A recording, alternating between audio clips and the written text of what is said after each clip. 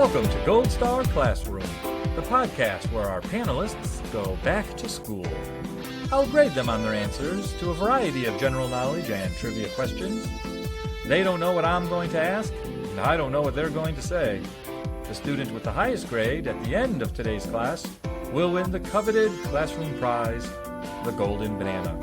I'm your host and professor, Dr. Jerry Jaffe. Welcome to today's episode of Gold Star Classroom. I'm your host and headmaster, Dr. Jerry Jaffe, and it's my pleasure to introduce to you today's students. Sitting on my left is comedian and actor and voice of the Nerd Prize here at Gold Star Classroom, Mark Riccadonna. That's my greatest credit. And so it should be. And I do want to let our students listening at home know that Mark is worried about having just spilled something on his shirt, but we've assured him that no one can see. Better not be lying. Sitting on my right is a comedian and actor who runs a improv troupe, CLE improv troupe. Yep. Steve Fielder. Yo! Welcome to class, Steve. Well, thank you. I haven't been to class in a while, but it's like riding a bike, I guess. Yeah, well, we'll find out. You just do your best. And I would like to follow up something which I want my students at home to know, that Steve has a fantastic beard that you cannot see, but it is an awesome... We're hoping that you can't see it. In fact, we're going to... Well, because then they would see your stain. And cool tattoos. In fact, Steve is going to get a bonus 10 points for his beard and tattoos as the class begins. I grew it myself. I agree. It's nice. I agree. It fits on my face. It's great. Yes, it fits you perfectly. And sitting directly across from me is Associate Professor of Biology from Lake Erie College, and with no discernible physical traits worth introducing, Dr. Zane Johnson. And the non-comedian among comedians. And therefore the funniest. But probably the smartest one out of all of us. Well, half the people in the room do have PhDs. And I don't. I'm I'm not one of those half. Clear right now. And the other two could probably change it tight. Right. Yeah. You can get bonus points for spelling PhD. Man. So Right off the bat with the tough ones. what we're going to do today is I'm going to ask you, my students, questions from across the width and breadth of human learning. And as any good teacher would do, I'll be judging your answers. And at the end of today's class, the student with the highest grade will win the coveted classroom prize, the Golden Banana. I haven't gotten one yet. Well, I've never even seen one, so, they're a legendary. that's... It's a legendary Golden Banana. All right. I'd like to start off the question here. This is a simple biology question. We do have a biology teacher at the table. Right off the bat. Throw the tire changers under the bus. You might want to... Sure, put the pressure on. Yeah. Well, let me ask Mark and Steve if you know what the word carnivore means. Yeah, that's the... Was that the question? Yes. Oh, yeah, it's meat eater. Meat eaters. You both said it at the same time, so you each get 2.5 points. Right. Okay. I thought that most students would know what a carnivore was, but you know there are other types of diets that other animals... Other types of vores? Other types of vores. Silver star for Mark Riccadonna. Excellent. The word vor. Right off the bat. Vor, yes. You still got those beard points, though, in your back pocket. Well, it's only going to buffer I'm for so enroll long. Mark in my zoology class. You already had 2/3 of his regular students. All right. So what are some of the... There's two other common vores that you'll hear. What do you call an animal that instead of eating meat, eats foliage or other plant-like material? Herbivores. Herbivore. I was going to go with vegetivore. And Those are my favorite dinosaurs. Yeah. Vegetable. Cretaceous. it's great. Vegosaurus rex. Meat eaters, I hear. Given, ironically, Yeah. given Dr. Johnson's, professional pronunciation of the word herbivore, you, of course, know how to spell the word herbivore. Yeah. Yes. 5 points for Mark. He knew the answer to that question. The first letter of the word herbivore, just like the word herb, H. You get Killing H, it. You get H points. Yeah. H points, which is the Roman numeral for 2.5.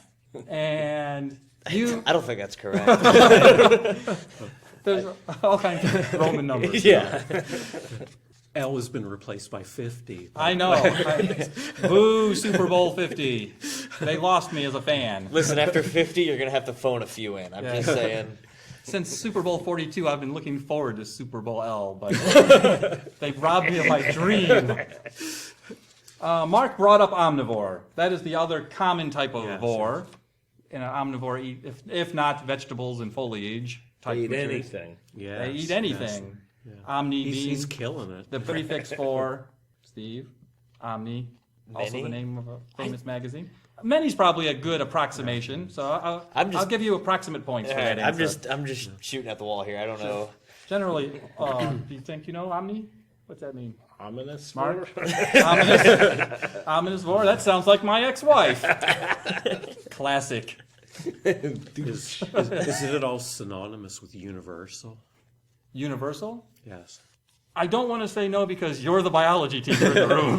So I We'll can't let the contradict doctors hash this Yeah. one out. it. I think I'm as a gonna sit on the normal sideline and eat as a normal, vegetables like a herbivore. prefix, omni usually means all. Okay. Usually means all. But I can't swear that it doesn't have another connotation or denotation or specialized meaning. So sometimes I get the Greek and Latin confused because pan also means all. Yes. So, Yeah, me too. Dr. Johnson, Dark, hairy. Yeah, you were so close to the nerd prize for that. I have to tell you. It was that far away. It like came halfway into the room and left, just almost. When we speak of carnivores, we often divide them into two general categories depending on how they obtain the meat that they eat. There's two common ways. And like hunters or Hunters is one, correct. Scavengers. Scavengers is the other. bam On the board! There you go. You get hunter and scavenger points for that. Yes! Well done. I was thinking in a totally different direction with that. Probably a much more sophisticated direction. Sometimes they get their meat from Grinder. The grinder sores. Grinders. Hitting on the vegetivores. Similar to the vores, there's another type of animal behavior that you probably know the common words of, but then there's some less common vocabulary words that go with it. The most common word on this list is, when are nocturnal animals active? At night. Steve got there first. Yes! I usually do. You get 10 nightlife points. Night life points. I need them. Depending on how one studies animals, and biologists and zoologists love taxonomy. But to give a simplified version, I would say there's 5 common ways to describe when animals are active. This is based on time. So some animals are active at night. Yes. What do you call animals that are active during the day? Diurnal. Diurnal. Diurnal. That sounds like something you need to take Pepto for. What's wrong with you, Doc? I got diurnal. It's been a couple of days now. 25 diurnal points, only good during the daylight. Yeah. See, that doesn't sound healthy, though. To Well, have in 25. Ohio, that's barely ever. It's like just gray. Yeah. Yes. Vitamin D deficient makes us all diurnal. There's not enough D going around, apparently. Oh, I'm not even going to touch that one. Back to Grinder. Yeah. Well, You left that door officially wide noted open. that Steve does not touch D. I always thought the word diurnal sounded like a place to go to the bathroom for two. The love to it. like the love seats at the movie theaters. Well, besides being active during the daylight or during the nighttime, there are some other categories. What do you call animals that are primarily active during twilight hours? Crepuscular. Crepuscular is the correct That's answer. not even a word. Yeah. You made that up. That sounds gross too. Are these these critters? They don't have a chance. So that refers to dawn and dusk active. Dawn and dusk active. For example, rabbits are an animal that are considered crepuscular. Shout out to Kevin Bacon, my new pet rabbit. He's listening. Yes. Kevin Bacon, our new pet rabbit, is the only one who's ever rated us on iTunes. Really? So I expect you 3 to get on that. I know your rabbit by 1 degree of Kevin Bacon. There are animals that, if crepuscular means dawn and dusk, Yes. there are some animals that are only primarily active during dusk, and we call those animals Vespertine. Correct. Vespertine. You want to go grab a beer, man? I clean up here. I want to grab a beer. I'll bring it back. Yeah. Our next topic is pop culture, so don't worry. Okay, yes. You'll be back in the game after that. And what do we call animals that are active primarily during dawn hours? Matutinal. Matutinal. Okay. Excellent. All right, here is the question of the question that it's all been leading up to. Of those 5 categories, naturally and typically, what are humans? I don't even remember what Omnivore. I don't even remember what the 5 categories were. Omnivore is correct. Humans are usually considered Omnivores and diurnal. Okay, and diurnal. So We have crappy night vision.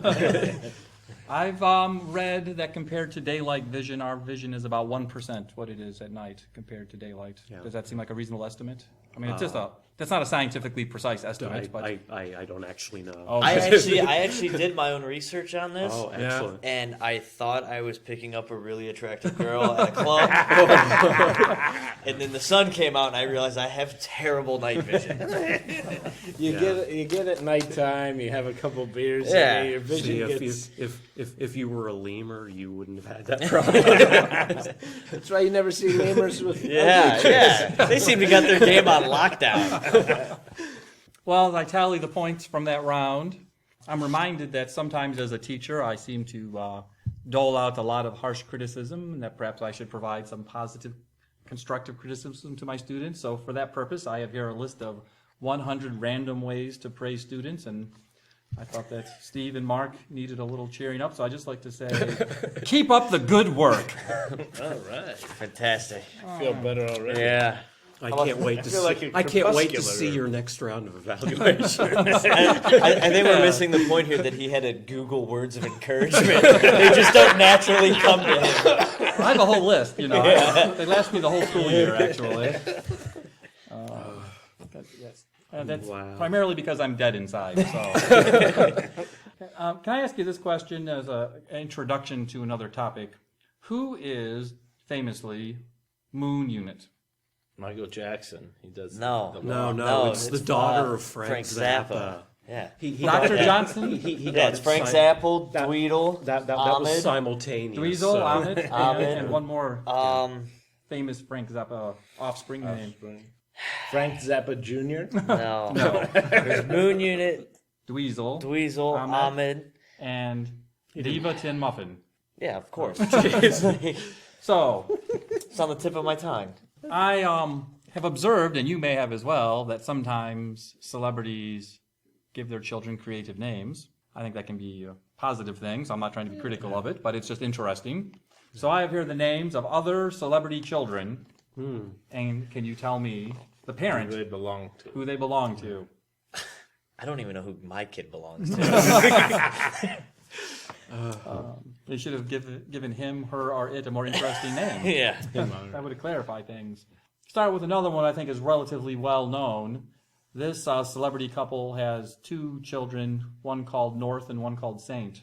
It's Kanye West. And Kanye West Kim Kardashian. and Kim Kardashian. I'm So sad you that I know guys that. Split this points, so you get the North points and you get the Saint points. Then conversely, I should be happy because I had no clue. Yeah, You've actually lived a better life. That's Yes. what we've determined. yes, you're the winner, so he should get points for not knowing that. It's really, We read Yeah. Twitter, he reads books. What celebrity named their child Kal-El? Isn't that like a grass you drink? I know, that sounds like, No, I got that at that's Jamba That's Juice. Superman's name. And we have a winner of today's Nerd Prize. Oh! Congratulations, Dr. Johnson. Yes! You want a live version? Of what But a celebrity has named their child Superman's Kryptonian I name. would say it's Seinfeld, but I know it's not. No, but it is someone who has an association with the Superman brand. I don't know. I go outside. Yes. Like I don't know these things. I guarantee you know who the Stan celebrity Lee? is. No idea. Not Stan Lee. This actor... Oh, here's where I go nerd Oh, again. Stan Nicolas Lee's Cage. Marvel. Correct, Nicolas Cage. He's, He has kids? He's named after a comic book. He's Nicholas Coppola. Right. Okay. That's the only thing when you said this actor, I was like, What actor knows a lot about comic books? He was in a Superman thing? No, he was cast to play Superman in the aborted Tim Burton Superman film. That's right. I read that recently. A documentary came out recently about that as well. He was casted, and then they met him. It's like, we can't do this. I can't spend 6 months with this guy. Well, the whole film lost financing and support. So after about a year's worth of pre-production, including all the major roles being cast and a lot of work being done, the studio just pulled the plug completely. Is Apple on your list? I know Apple. No apples. No apple. But I do have a Macintosh. Sage Moonblood. Anybody? Sage Moonblood. Sage Moonblood. Johnny Depp. No. I like that guess though. That's Makes plausible. sense. Yeah. Wouldn't have surprised me if you got that right. Yeah. It has to be a musician who thinks. Is an actor Actor. who is himself known for many violent movies, and oddly has an Academy Award, which stuns most people. Not Sylvester Stallone. Sylvester Stallone, Yes. Steve Fielder. Rocky. Wow. That's where he got his Academy Award. 1974? Rocky? 9? A little bit later than 79. 79? I'd have to fact check that for my 78 or students listening at home. 79. Yeah, late 70s. I'm sure of that. I think he was doing another film in 74. Probably softcore porn. There was a celebrity whose son has a famous nickname, but I don't think it's their proper birth certificate name. Jet Travolta? Prince Michael. Can't be Michael Jackson. It's Michael Jackson. They called his son Prince Michael. It was called that. Didn't he in have the a press. blanket? Well, that would make Blanket. I know sense. Blanket. Yeah. I know Blanket because of South Park. Blanket, and then the... Well, Blanket is also the nickname of that child. That's Not not really. That's not the real name of that child. Is that the one he dangled over the correct. balcony? Yes. Did he get the nickname because he was hoping there was a blanket under there? Somebody kiss my baby. I have, but You should get points for that. I was too busy laughing to give out points. I don't think anyone is ever going to trump Frank Zappa's children's names, but I do think we have a second place winner. This celebrity has two children, one called Zoltan and one called Moxie Crime Fighter. Penn Jillette. Correct, Penn Jillette. Oh my God! He hit I don't know why I know 20 that. magical points. I have no idea why I know I that. know his son. He calls his son Z on the podcast I listen to. Can we go back to biology? No. I tell you what, if we go to viscosity of lube oils to engines, you guys are done. People think I have weird kid names. We have Axel and Duke. Axel and Duke. My son's name is Rain. Rain, that's Rain. good. R-A-Y-N-E. Sure, that's cool, man. Yeah. Rain Pryor, that's another. Yeah. Rain. Yes, Rain. Anyway, I know Apple. That's Gwyneth Paltrow's kid. that's right. But that seems tame compared to Sage Moonblood and Moxie Crime Fighter. I was half waiting for you to throw one in there like Bill. Bill. It's just like, wait a minute. No celebrity named their kid Bill. Yeah. What is this nonsense? You're talking B-list. Absurd. As I'm tallying your grades so far, I'm reminded of a great skeptic and science historian, Michael Shermer, who once said, "Skepticism is not a position that you stake out ahead of time and stick to no matter what." And I remain skeptical about your grades at this time. Didn't come from the encouragement pile, did it? No. I think so. Yeah, that was a bridge too far. Was it? Trying a little too hard there, was I? All right. This is a question I like to bring up, and it may be the single most controversial topic that could be brought up. Uh-oh. I've seen more people get in fights over this topic. If you bring this up on Facebook, it's worse than politics or religion or the baby of politics and religion put together. Taco Bell's breakfast menu. Boom. What religion was practiced by the Vikings? I'm going to say they were atheists. We have a vote for atheists. No, I think they were. early on they would just be classified as pagans, but they converted to Christianity. Oh, sounds like he got stuff to back it up. I don't remember rape and pillage in the Bible, though. I must have missed You that missed chapter. chapter 2. Yeah. That's when things really kick Have you off. read the Old Testament? Once, but It didn't stick? it wasn't by choice. We'll put it that way. Because Dr. Johnson's answer sort of seemed to sketch out a time frame, like an earlier time and a later time. it does sort of beg the question of who the they is. Like, who are the Vikings when we say the Vikings?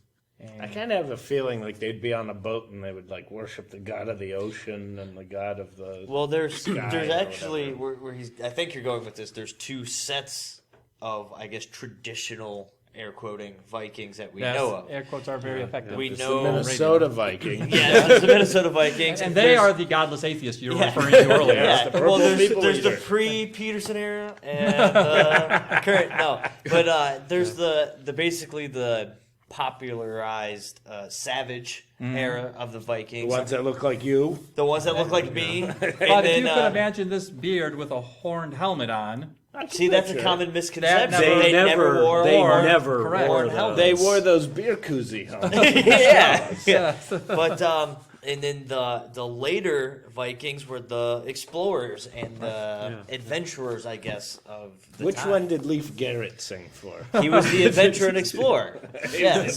Yeah. With his golden locks of hair. And, by the Oh, time you boy. get to, of course, first of all, the Vikings, as Steve aptly put it, is a sort of a mythical conception. Like what people think of in a knee-jerk reaction when they hear the word Viking probably never existed, really. And then the thing that approximates what people are imagining is probably like in boats and exploring and even warfare or raids and things like that. That's all 12, 13, 1400s. that's when Leif Garrett put his friend in a wheelchair. He was drinking and driving his boat. Yes. Yep. So that's sort of, and that would be Christian era. and that's Christian era. So Those are Christian Vikings. Yes, Yeah. correct. And then, of course, then that begs the question, or leads to the question, where did Thor come from? Right? What the heck is a Thor? Space. Thor. I've seen the Avengers. Avengers, he's a kind of alien, basically. Don't think about it too much. I think it's a direct quote from one of the movies. Wasn't Thor just a really sexy blacksmith? You seem to know a lot about Thor for someone who claims to not know much about G. about Norse mythology. Yes. Yes, he was the Nordic god of war, if I'm not mistaken. Anyone want to echo, add, disagree? Well, what then Steve is saying? what religion is that they Well, have a it's god of the- war, a god of... Well, The if you- god of thunder. If you want to like vaguely That's say, Gene as Simmons. Dr. Johnson did, pagans, so the pre-Christians of some pagan variety, that's probably an apt generalization. Yeah. But the twist is, it's hard to claim, certainly definitively, that they ever worshipped Thor or Odin or Loki. They're It's likely that the so-called Norse pantheon it was more of a cultural tradition Right. than a strict religion. So and it didn't really have a earlier, talking about like this pagan, like pre the year 1000 type tradition, was non-literary. So there very little of would have been oral traditions and stories and relics and things like that until Norse, Icelandic to be specific, scholar with the unlikely Muppety name of Snorri Sturluson. I've heard of him. Wasn't he the chef? He was Wasn't he the son of an actor? I think he was one of the main chroniclers of the Icelandic sagas. correct. And his chronicles. Beat me to it. It's on the tip of my Yeah. tongue, but Yes, so in the 13th century, he compiled like 2 books of Icelandic/Norse mythology. Is that on Netflix? Just curious. If it's not on Netflix, I don't know what it is. But it certainly should be. All right. Well, this is the part of the show where I start to compile your grades and go through my grade book.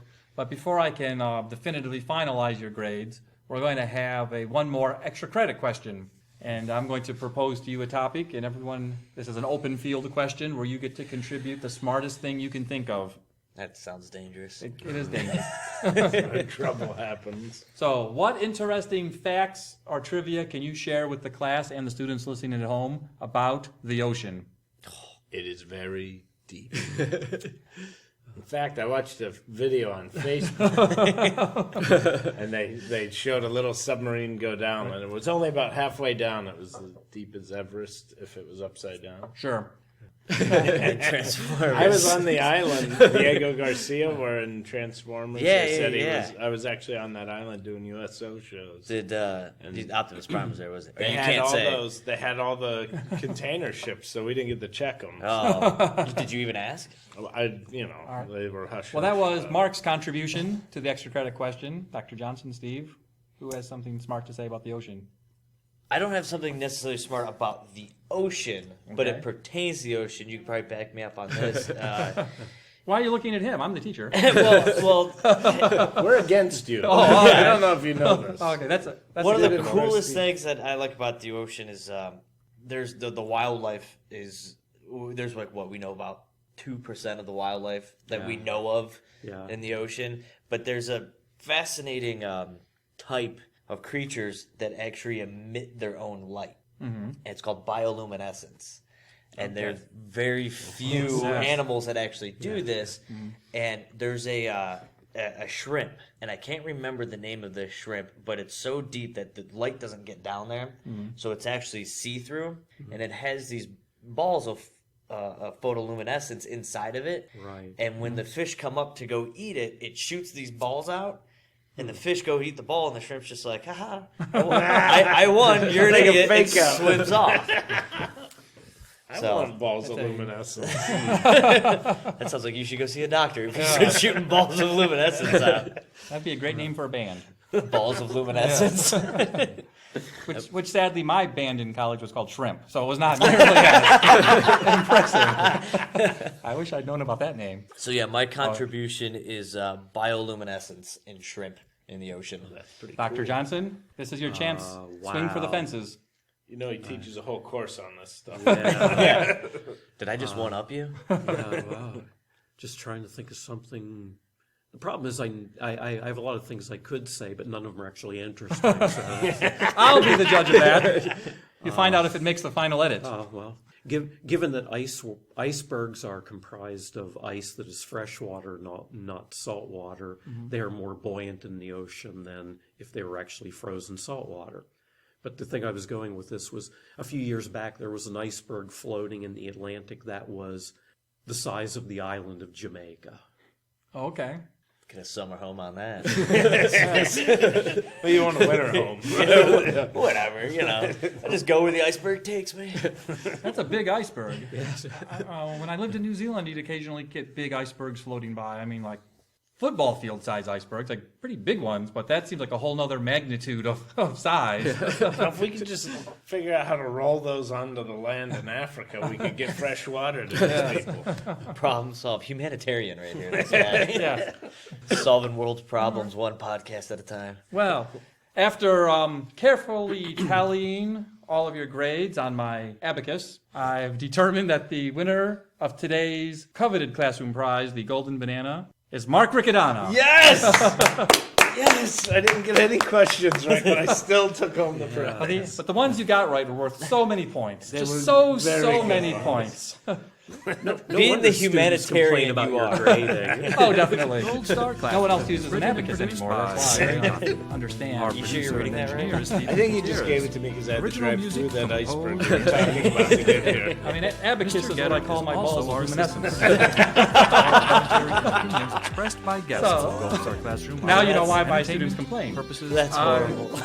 I would just like to I'm Jerry take this Guthrie. opportunity to thank today's students. Thank you, Mark. Thank you. And thank you, Steve. Thank you. Thank you, Dr. Johnson. And it just remains for me, your host and headmaster, Dr. Jerry Jaffe, to thank you, my students listening at home. Thank you.